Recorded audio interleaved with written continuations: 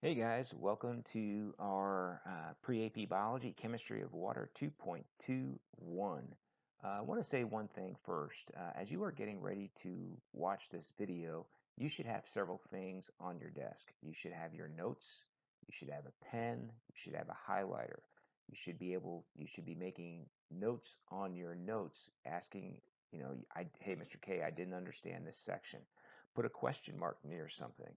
If you don't understand something, try watching it again. It is up to you to try and understand this stuff. And if you can't understand it, then it's up to me to explain it in class. But I am not going to repeat the lecture in class. So you really need to take this seriously and you need to watch the video. You need to listen to it, make notes, annotations on your notes and things, and come to class prepared to ask questions. Okay, so with that said, let's go ahead and dive into water. Something that is all around us and yet we take it for granted. I mean, just think about it. We go to the bathroom in clean water. What an incredible waste of energy. And think about that. Many places in the world do not have access to water. I myself have lived in places where we had to go get water in 5-gallon jugs, and basically that's about all we used per day. It was about 5 gallons a person. You are probably using at your home, myself included, living in the States, probably upwards of close to 100 gallons of water a day. Think about that. Most people in the world do not have access to clean water. Okay, so it's pretty amazing stuff, water. It's all around us. We take it for granted, but it is amazing, and that's what we're going to discuss in this. First of all, there's a lot of it. Unfortunately, most of that water is not really accessible for our use. It's, 2/3 of the planet is covered by water. It's mostly salt water. The other major part of the water that we have is found in the polar ice caps, again, inaccessible. There's a lot of groundwater. When it all comes down to it, the amount of water that's actually available for us to use, potable water, what's otherwise known as drinking water, is a very, very small amount of the total. Extremely important because we are basically made of water. About 65 to 70% of our body weight is water. And in some organisms, that may be as much as 95%, especially in plants and small water organisms and things of that nature can be an incredibly high percentage of water. They're so special. Well, it is a polar molecule. When we think about what's that word polar mean? That means that there's poles. We have the North Pole and we have the South Pole. And if you take a compass and you put it out, the needle points to the north. Why? Because it has a charge coming out of it, a magnetic charge. Think that's what a polar molecule is. It's a molecule that has charges on it. Overall, the molecule is neutral, but because of unequal sharing of electrons, one side of the molecule is going to be slightly positive and the other is going to be slightly negative. And water, this uh, uh, is very prominent, and it all has to do with oxygen. Oxygen is a highly electronegative molecule. What the heck does that mean? It means that oxygen loves electrons. And because of that, and if we look at the diagram on the left-hand side, we see the number of neutrons and the number of protons in oxygen, which is 8. Okay, it has an atomic number of 8, an atomic mass of 16. Therefore, it has 8 electrons. Excuse me, it has 6 electrons because what we have? We have 2 electrons in the center, and we're going to have 6 valence electrons. And remember, because of the octet rule, oxygen really wants to have 8 electrons in that valence electron shell. So what does it do? It shares them with hydrogen, which each has 1, and hydrogen wants to have 2 electrons in its valence shell. So in a molecule of water, what we have is the sharing of electrons between oxygen and hydrogen so that all of the outer shells of both of these elements, both of these atoms, are full. Makes it a nice stable molecule. And remember, that's a covalent bond when they are shared. But because oxygen loves electrons so much, those electrons spend more time around the oxygen, making oxygen the oxygen side of the water molecule, as you can see on the right-hand diagram, uh, more slightly negative, and it makes the hydrogen sides slightly positive. Okay, so that's what a polar molecule is. All right. And when a molecule is a polar molecule, it can form these special bonds we call hydrogen bonds. We talked about those in our last lecture. These are relatively weak bonds, okay? But water can form these hydrogen bonds very easily with other water molecules. And as you can see in this center water molecule is attached to four other water molecules. It's water's polarity and its tendency to form these hydrogen bonds, which is what gives water a lot of its special properties. Okay, so what are these properties? Well, cohesion is one. Cohesion is one water molecule bonding to another water molecule through hydrogen bonds. Okay, it's water attached to water, or like attached to like. That is cohesion. And this plays a big role in the transport of water in plants, plays a big role in something we call surface tension, and also in evaporative cooling when we sweat. Okay, so as water moves through plants, it is moving from the roots up through a special transport tube called xylem in the plants, and then out the leaves.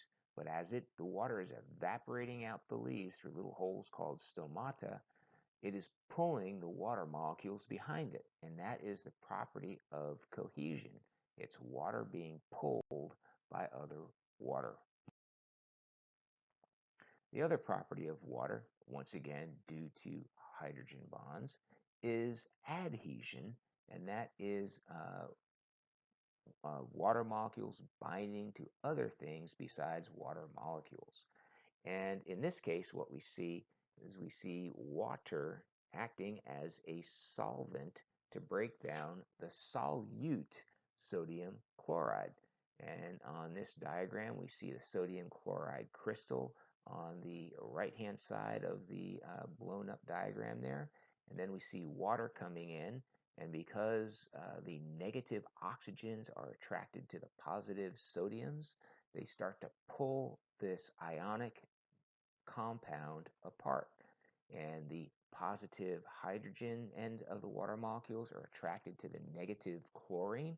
And as you can see in this diagram, they start to form a shell around the sodium ions or the chlorine ions. We call these spheres of hydration. And these water molecules will physically rip apart sodium chloride or table salt when it is put into water. Surface tension is another property of water, and again, it's a result of hydrogen bonds and cohesion. It's like with like, and we'll be exploring surface tension in a lab activity we will be doing. But it provides for a whole ecosystem for many small animals, things like this water strider or water boatman or mosquito larvae and things of that nature. Water also plays a role in regulating the temperature of our planet.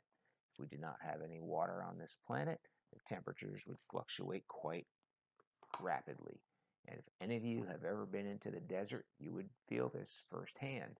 When the sun comes out, the desert is very hot, but when it disappears at night, because there's no water or vegetation to hold the heat into the ground, the heat radiates very quickly back into the atmosphere and the temperature drops very, very, very fast. So deserts see very rapid changes in temperature. And once again, uh, water is playing a big role of regulating this temperature. Water is also kind of amazing because it's the only substance on Earth that can be found in all three states in relatively normal conditions. It can exist as a gas in the atmosphere. It's a greenhouse gas, actually. It can exist as a solid in the form of ice, and as a liquid, it's everywhere. So we all have seen water as a gas. When you boil some water, if you've ever been to Yellowstone National Park and seen geysers, you don't see it in the atmosphere very much except when it's raining. But the humidity that we experience, especially down here in the South, is all water vapor. Okay, so this is again the only substance that exists in all three forms on the planet. Pretty amazing stuff. Okay, so the reason why water acts as a great regulator of temperature and what allows water to basically take a lot of heat energy away from an organism when it evaporates is because it takes energy to break bonds, even if they're weak bonds like these hydrogen bonds. So in order to turn water into a gas, we have to break all four of those bonds that the water molecule is bound to. And that when that happens and we break all those bonds, that's going to require a lot of energy, and it's also going to take energy away in the form of heat from our bodies when we are sweating, and that sweat is evaporating and going from a liquid into a gas. And that really helps to cool us down very, very quickly.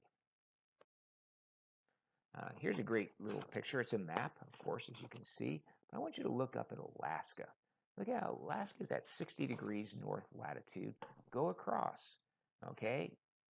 The United Kingdom, London, is about the same latitude as Alaska, as is Denmark. Do you think those countries are as cold as Alaska is? They're not. What's the difference? Well, if you look at the ocean, it's going all through around Norway and up into Sweden and around Denmark, all around UK, which is a big island, plus the fact that the Gulf Stream, which is a current of warm water, starts in the Gulf of Mexico, goes up north towards Greenland, and then it curves down around by the UK, England, and down around the European coast, and eventually down into Africa and so on and so on. But that warm current of water really helps to moderate the temperatures in places like London and Copenhagen and Oslo and Norway and things, places you don't really think are that cold, would be that cold. They're not that cold because of the water and the Gulf Stream around those areas. Okay, I'm going to kind of switch gears a little bit, talk about heat. Okay, because water helps to moderate heat. And what exactly is heat? Okay, heat is a form of kinetic energy, and it's a result of the electrons moving so quickly that they can generate excess energy in the form of heat. Like in this stove coil, the electrons are moving so fast through that piece of metal that it causes the metal to actually glow and, of course, get hot. Temperature, of course, is also heat, and the warmer it gets, the faster molecules are moving, okay? And we can look at temperature as being a measure of heat intensity. The higher, the more intense the heat, the higher the temperature, the faster the molecules are moving, okay? And again, when we take ice and we put it into a cold drink, or excuse me, put ice into a hot drink, what are we actually doing? What's happening is that the molecules in hot liquid are basically um, trying to warm up the frozen water, and in that process, they actually start to slow down, and that causes the temperature to decrease because the intensity of the heat is getting less and less as those molecules slow down. So again, which one is showing the most intensity? That's right, the one on the left, and the one showing the least intensity is the one on the right. Now you should look at this. I want you guys to start getting an idea of what temperatures are in centigrade. And as you can see, about 100 degrees centigrade, which is pretty close to body temperature, that's about 100 degrees Fahrenheit on the left-hand thermometer. That's about 37 degrees centigrade. Room temperature at is about 74 or 75 degrees in the second to the left, and that is equal to about 24 degrees centigrade. 50 degrees Fahrenheit is equal to 10 degrees centigrade, and so on and so on. But you should get to know what these temperatures are. The other thing, ice. Ice is pretty amazing stuff. Most things, when they're a solid, they're more dense and they sink. Ice floats. You may not think that's a big deal, but it's a huge deal, because if ice sank, life on this planet would not exist. Actually, what would happen is the planet would be a solid ice ball in a relatively short period of time. So how does this happen? Well, look at the picture on the right-hand side. When water is liquid, the molecules are moving around. They're breaking and forming hydrogen bonds very quickly, and they get really close to each other. But when water freezes, the molecules get locked at a set distance apart from one another, and the distance between those molecules is further apart when it's frozen than when the water is not frozen. Okay, and that basically causes water to float. Why does hot water rise to the surface? Well, hot water rises to the surface because when water heats up, the molecules also get further away from each other because they're moving so fast that they're kind of bouncing away, and in general, they're further away. And that's called thermal expansion. And that has accounted for a good bit of our sea level rise over the last couple of decades. Not because there's more water, but because the water has actually heated up and it has expanded. Okay? We already mentioned the fact that how when water evaporates off the body, it has to break all those bonds and it pulls that energy. And again, we talked about how water expands when it freezes and it causes the ice to float. Look at the picture. Which one has more molecules in the circle? Yes, the one on the right. The one on the left has less because they're further apart. A couple examples of water floating: ice, water in the atmosphere, steam rising. All of these are less dense than cold water, warm water, so on and so on. And ice is pretty important because it can actually help protect living organisms in cold environments. Because when a lake or a river freezes, the water below it remains fluid.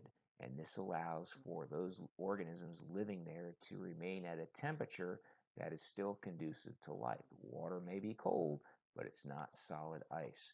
And so water, when it freezes, helps to basically protect life in very cold environments during those very cold periods of the year. Well, that's it, guys. Hope you enjoyed it.